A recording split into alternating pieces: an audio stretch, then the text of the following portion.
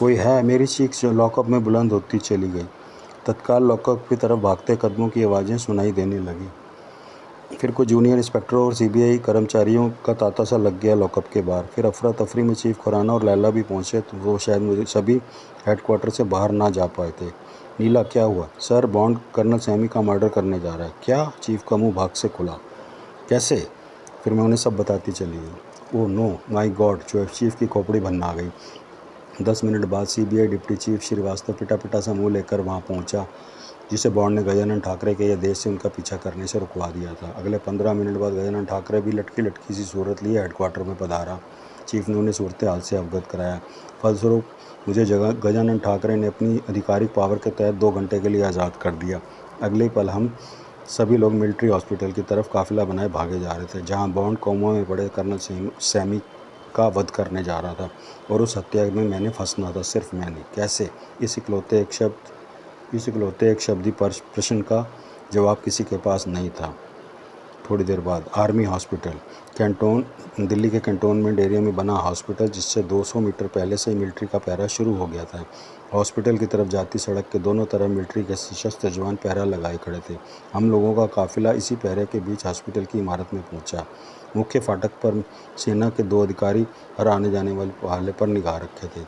Gajanan Thackeray, deputy Ashok Srivastava, chief Khurana आदि ने अपने आई कार्ड दिखाए और हमारी जबानी गारंटी दी तो हमें भीतर जाने दिया गया। क्योंकि हम चूँकि सीक्रेट सर्विस से संबंधित थे, अतः हमारे पास, मेरे और लैला के पास किसी तरह का कोई आईडी कार्ड वगैरह नहीं होता था, इसलिए हमें जबानी गारंटी पे अंदर ले जाया गया।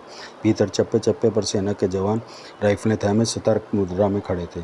कर्नल सैमी पहली मंजिल पर स्थित आईसीयू कक्ष में था। पहली मंजिल पर लिफ्ट द्वारा रास्ता बंद था, अतः सीढ़ियों के रास्ते हम पहली मंजिल पर पहुंचे। सीढ़ियों पर भी दाएं बाएं जवान मुस्तैदी से सतर्क निगाहें लिए हमें शकी निगाहों से देखते रहे। बहरहाल हम गलियारे से दोनों तरफ सिक्योरिटी कमांडरों को पार करते एक लंबे से कॉरिडोर में पहुंचे। कॉरिडोर में दूर आईसीयू में का बोर्ड लगा था। उससे 10 मीटर आगे लंबे चौड़े बैरियर्स खड़े थे। उससे 10 मीटर पहले लंबे चौड़े बैरियर्स खड़े थे, ताकि कोई आम आदमी आ जा ना सके। उन बैरियर्स के पास सिक्योरिटी चीफ मंडरा रहे थे और एक तरफ डॉक्टरों का झुंड आपस में विचार विमर्श कर रहा था। बैरियर के पास आम आदमियों का जाना मना था। बैरियर से पहले ही बाईं तरफ प्रेस प्रतिनिधियों की लॉबी बनी थी, जहाँ विभिन्न अखबारों, टीवी के लोग कर्नल सैमी से मुतल्लक किसी भी छोटी से छोटी खबर का बेसब्री से इंतज़ार कर रहे थे। हम उनके नज़दीक पहुंचने लगे तो पत्रकारों की फुसफुसाहटें भर गई। यही है नीला डार्लिंग, जानता है? किसी पत्रकार की सरगोशी मेरे कानों में पड़ी। अरे नहीं यार, शर्त लगाई करीना कपूर है। हट, करीना कपूर इतनी लंबी थोड़ी ना है। वो पत्रकार अपने साथी से बोला। वो देख इसके 2 गोल गोल। मैंने तत्काल अपनी मुस्कुराहट छिपाने की खातिर मुंह के आगे हाथ कर लिया। मैं समझ गई थी कि मेरी कुछ गुलाइयों और मोटाइयों का मुकाबला करीना से इधर उधर के लोगों से किया जा रहा है।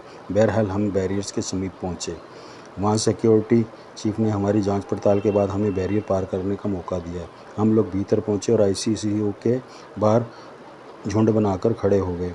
अब हमें इंतज़ार था नैन्स बॉन्ड का। वो किसी भी वक्त किसी नए बहरूप में कर्नल सैमी की हत्या करने पहुंच सकता था। नीला काफ़ी देर बाद बोला। आधा घंटा हो गया, तुम्हारा बॉन्ड अभी तक नहीं आया। एक लंबे उबाऊ इंतज़ार के बाद खुराना बोला। मैं आप हैरान हूँ सर। मैं चिंतित लहजे में बोली, कहीं ऐसा तो नहीं उस करिश्मा के खिलाड़ी ने तुम्हारा कर्नल सैमी से मुलाकात यकायक करा देने के लिए षड्यंत्र रचा हो? व्हाट? मैं चौंकी। मुझे अब बॉन्ड की साजिश समझ आई।